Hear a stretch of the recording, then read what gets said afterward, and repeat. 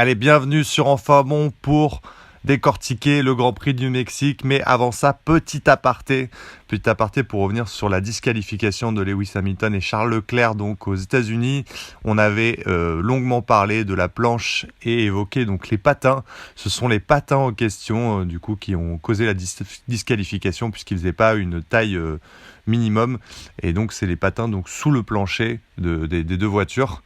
Il faut savoir donc que c'est l'usure probablement qui a causé ça, hein, et que c'est les réglages assez agressifs des deux pilotes et des écuries. Voilà, on passe tout de suite au Grand Prix du Mexique. Allez, on attaque tout de suite donc ce Grand Prix du Mexique. On revient sur Sergio, on va revenir sur la performance de Sergio Pérez, voilà, qui est vraiment qui est plus loin, qui est loin là cette fois encore malheureusement. Voilà, on aura une petite interview de lui qui va nous expliquer un peu ce qui se passe dans sa tête, à quoi il pense, tout ça. Interview exclusive bien sûr. Pendant que malheureusement Sergio ressombre encore une énième fois, Ricciardo s'est mis en lumière ce week-end. On va y revenir avec une performance XXL et manque de bol, c'est celui qui menace le plus le baquet de Sergio Pérez qui s'est mis en valeur, donc c'est très compliqué pour le Mexicain. On va revenir aussi sur la nouvelle performance encore de Leclerc le samedi. Même si ça se concrétise toujours pas réellement le dimanche, Leclerc qui nous offre une nouvelle pole. Voilà, on va revenir. Est-ce que le Charles Leclerc est le meilleur pilote le samedi pour les qualifications? On va revenir donc aussi sur la course du dimanche avec une safety car qui est intervenue, qui a un peu tout gâché en termes d'intérêt en tout cas.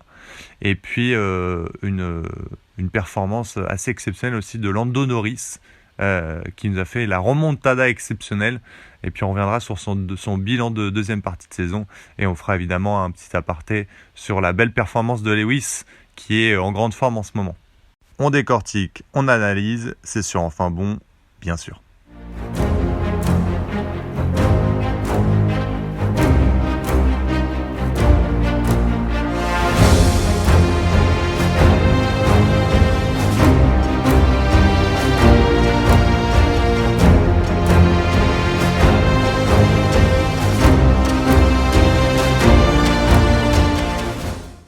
Alors donc on est en direct avec Sergio Pérez. Sergio, bonjour, est-ce que vous pouvez nous expliquer un petit peu ce qui se passe?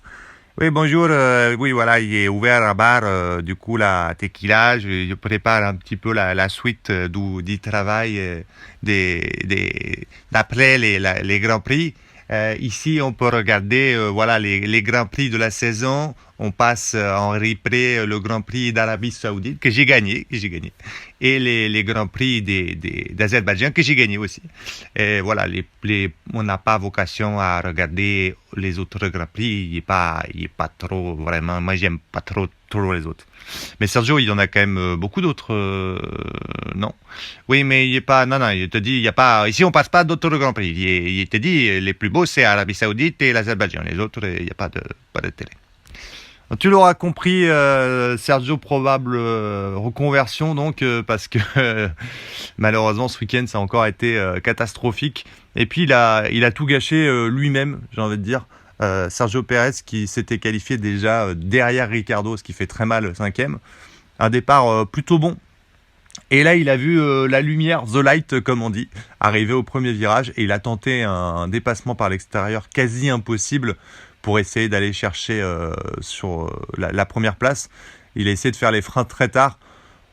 Ça n'est pas passé. Voilà, donc ils sont retrouvés à 3 de front. Donc Verstappen qui avait pris un très bon départ et qui était à droite, Leclerc au milieu, et lui a tenté donc à gauche. Sauf que le problème c'est qu'il oublie qu'il est avec Verstappen et Leclerc, que les deux freinent très tard, particulièrement Leclerc, hein, quand même. Si vous allez en bord de circuit, vous allez voir la différence. Leclerc, c'est vraiment quelqu'un qui freine extrêmement tard sur les virages. Il y a vraiment un différentiel avec les autres pilotes, hein. Donc voilà, il a tenté l'impossible, et il va venir prendre en sandwich et percuter lui-même Leclerc, se mettre dans une situation impossible puisqu'il ne peut pas à ce moment-là du coup tourner à droite, et donc il va mettre fin à sa course. Bon, une tentative qui va nous expliquer, voilà, après interview, il nous dit j'ai tenté, je sentais que c'était le moment, il fallait quand on est en F1 et quand on est devant, il faut pouvoir tenter. Voilà. Mais on sent quand même dans ses yeux que il a tenté parce qu'il fallait marquer un gros coup par une belle manœuvre et que c'est pas passé, encore une fois. Le Mexicain qui se met encore beaucoup trop de pression et le problème c'est combien de temps ça va tenir. Combien de temps ça va tenir parce que ce Grand Prix il tourne au cauchemar sur un week-end de course où son némésis Daniel Ricciardo, Ricky est de retour, incroyable, il a réparé sa main bionique et maintenant c'est devenu un mutant de la F1, il menace des Mercedes, il joue avec des McLaren, avec son AlphaTauri, voilà, Ricciardo, le diminutif de Terminator Ricciardo. Ricciardo incroyable qui se qualifie 4e en qualification, il nous sort ça de derrière les fagots. Qualifié devant Pérez, c'est une symbolique qui fait extrêmement mal sur ses qualifications. Et puis un rythme vraiment très bon sur l'ensemble du circuit. Il faut rappeler qu'il a quand même une AlphaTauri, donc voilà, il a quand même une voiture avec 4 enclumes qui sont attachées aux pneus, comparé en tout cas aux pilotes qui l'entourent, qui sont des McLaren, des Mercedes. Et il est venu donc terminer 7e de ce circuit. 7e, non en plus, il termine 7e, il met la pression sur Russell, pendant qu'évidemment, son Némésis Pérez lui abandonne au premier tour, au premier virage. Et puis il rapporte des points extrêmement précieux du coup à AlphaTauri, donc il marque vraiment le coup sur ce circuit, puisqu'il rapporte 6 points, que 6 points pour AlphaTauri, c'est énorme, hein, tout simplement, parce que ça permet à AlphaTauri de sortir de la zone rouge, c'est-à-dire de ne plus être dernier du championnat. Et avec la performance donc de Ricciardo, AlphaTauri passe donc de dernier à 8e. Voilà. Et ça, c'est aussi parce que Ricciardo a fini 7e et que aucune, ni Alfa Romeo, n'ont réussi à finir 7e cette année. Alors si on a pu assister donc à un départ aussi mouvementé, c'est parce que les Ferrari nous ont offert donc pole position pour Charles Leclerc et une 2e place pour Carlos Sainz. Charles Leclerc encore en pole. Mine de rien, ça fait beaucoup de pole et j'aimerais qu'on revienne sur la performance en fait de Charles Leclerc le samedi tout simplement. Est-ce que c'est pas le meilleur homme du plateau? Alors déjà il y a un petit comeback de Charles Leclerc en général. Là il a repris l'ascendant quand même assez sévère sur Carlos Sainz maintenant, de 2-3 dixièmes réguliers maintenant. Mais surtout c'est sa 22e pole position à Charles Leclerc pour seulement 4 victoires. Ce qu'on en tire conclusion, parce que c'est vrai qu'il y a des conclusions hâtives qui vont dire Charles Leclerc il a pas c'est pas l'homme de la situation le dimanche. Moi je dirais plutôt qu'il a pas la voiture pour remporter des courses et qu'il va chercher des pôles extraordinaires parce que encore une fois le samedi il vient chercher ces quelques dixièmes de plus et systématiquement il arrive à chercher des pôles positions assez incroyables. Et puis il a eu une course quand même de malchance encore, sabordée par cette safety car, voilà, donc la Ferrari qui était plutôt sur une très bonne stratégie, qui a attendu qui a prolongé son premier relais, donc avec ses pneus médiums pendant assez longtemps, et qui va venir enfiler les pneus durs juste avant que Kevin Magnussen vienne se cracher, percuter le mur, et malheureusement ça va venir gâcher évidemment la fête, puisque ça va offrir des ravitaillements à ces deux concurrents directs qui sont Verstappen et Hamilton, et donc évidemment ça va gâcher un peu la course de Ferrari et de Leclerc en particulier. Donc voilà, après est-ce que Leclerc aurait pu finir devant Verstappen et Hamilton? Quand on voit le rythme impressionnant des deux autres, ça paraît compliqué. Mais c'est vrai que cet événement de course c'est assez malencontreux pour eux. Et si on doit revenir sur la course du dimanche, c'est qu'on n'a pas été gâté. En termes de circonstances de course, on peut dire que rien n'a vraiment nous a aidé dans le spectacle entertainment, comme on dit. Déjà, premier virage, on perd Pérez. Bon, j'ai envie de te dire... petite ou grosse perte, on ne sait pas, mais enfin quand même le Mexicain est à domicile, donc c'est vrai qu'on l'attend un peu au tournant, donc on se dit que quand même l'attention va être braquée sur lui. Donc il se fout en l'air un peu tout seul avec une manœuvre, on l'a dit, très ambitieuse sur l'extérieur en essayant de dépasser et Verstappen et Leclerc. Il se fait un sandwich, il est en l'air. terminus, tout le monde descend, donc on perd Pérez. Au départ, Verstappen est donc 3e sur la grille. On sait que Verstappen a un rythme bien supérieur au Ferrari. Et il passe les 2 Ferrari en prenant un bon départ. Bon, bah, du coup, comme il est plus scotché derrière, ça va être très compliqué de maintenir le gap. Et évidemment, on sait déjà que Verstappen peut s'envoler tout seul. Et puis, le clou du spectacle, il y a donc des stratégies qui se mettent en place. On pense notamment à certaines stratégies comme les Ferrari qui partent sur des longs relais avec un seul arrêt. Quand d'autres ravitaillent un peu plus tôt, on pense à Lewis Hamilton et autres. Et puis, on se dit, bah, ils vont finir dans un mouchoir de poche parce que la stratégie à un arrêt, elle a l'air pas mal quand même. Et puis, bah, on a une intervention de la safety car qui vient gâcher une partie de ces stratégies-là sans vraiment relancer la course et qui va juste aider une partie du plateau à progresser, à profiter de cela. On a notamment Verstappen qui était à peu près à distance de Leclerc pour ressortir derrière lui, juste derrière lui. Et avec la safety car, forcément, il va ressortir devant puisque quand il y a une voiture de sécurité, un arrêt au stand, ça coûte beaucoup moins. Pareil, Hamilton qui gagne un arrêt gratuit. Donc vraiment, l'intérêt du coup de la bataille avec Ferrari est déjà évincé. Bon, c'est dommage, mais je me dis quand même ce Grand Prix du Mexique, il est pas moche en termes de tracé. L'atmosphère, elle est énorme. Ça, par contre, c'est vrai que c'est assez incroyable. C'est l'un des plus beaux circuits en termes d'atmosphère, je dirais, avec Monza. Parce que Monza, il y a une ambiance incroyable aussi. Monza et le Mexique. Le problème, c'est que le circuit, il est un peu ennuyeux. Et le bilan après quelques années, parce que c'est vrai que c'est pas un circuit qui est au calendrier de la F1 depuis très longtemps. On a dû faire 5 courses, je sais plus, 5-6, bref. Mais j'ai pas de souvenir mémorable d'un Grand Prix qui s'est déroulé vraiment au Mexique, qui soit transcendant, quoi. Donc je pense qu'on peut garder cet endroit-là, cette ferveur, mais il faudrait peut-être revoir le tracé, parce qu'on l'a vu, il y a des gros problèmes notamment de dépassement. C'est pas si facile. On a vu on a vu par exemple des Alpines, l'Alpine je crois d'Esteban Ocon ou Pierre Gasly, rester derrière Hülkenberg une vingtaine de tours à pas pouvoir dépasser. Alors on a vu que l'Alpine n'avait pas une grosse vitesse de pointe et ça a été justement le gros problème sur ce circuit. Mais en fait, c'est pas si facile de dépasser sur ce circuit. Il faut avoir quand même une belle vitesse de pointe, il faut avoir un vrai gap avec de vitesse par rapport à son concurrent direct. Même en termes de temps autour, il faut compter au moins 5 dixièmes, je pense, de plus pour pouvoir espérer quelque chose.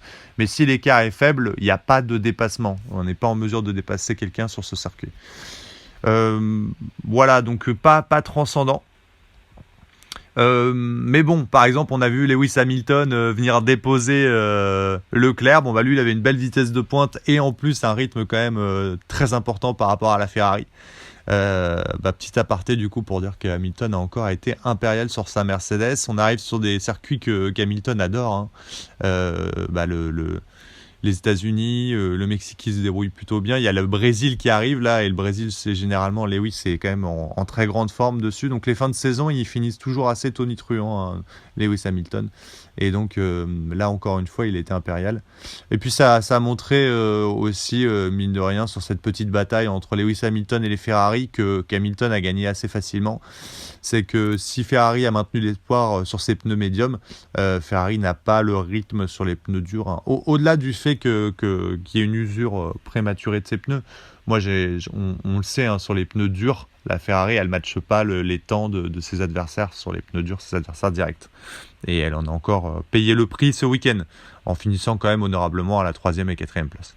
Alors on va revenir sur la performance de Lando Norris, l'homme de ce week-end. On a dit donc grosse course de Lewis Hamilton, quand même nouvelle victoire de Verstappen, au cas où tu te poses quand même la question de qui gagne, tout ça. Voilà, Norris qui nous a fait la remontada de sa vie. C'est un peu Norris l'homme de cette deuxième partie de saison. Alors Norris, il est parti très loin en fond de grille puisqu'il est complètement passé à travers ses qualifications sur un loupé.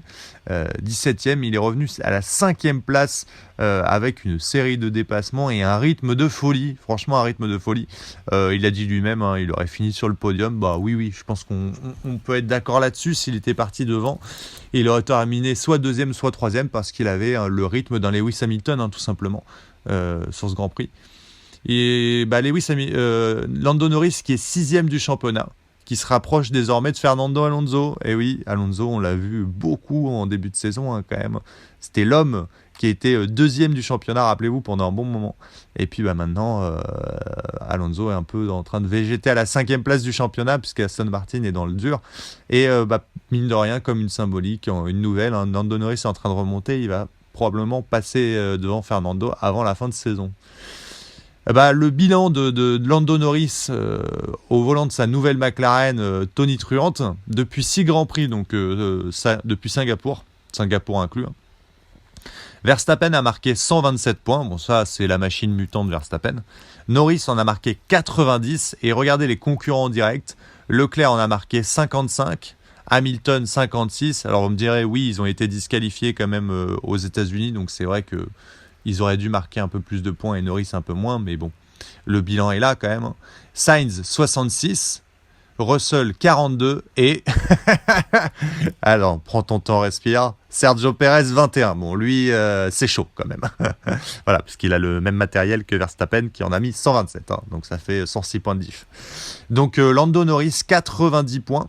C'est, on sait, là il a le vent en poupe, clairement cette deuxième partie de saison, c'est l'homme de cette deuxième partie de saison. On met à part Verstappen qui est qui est tout seul en tête sur une autre planète.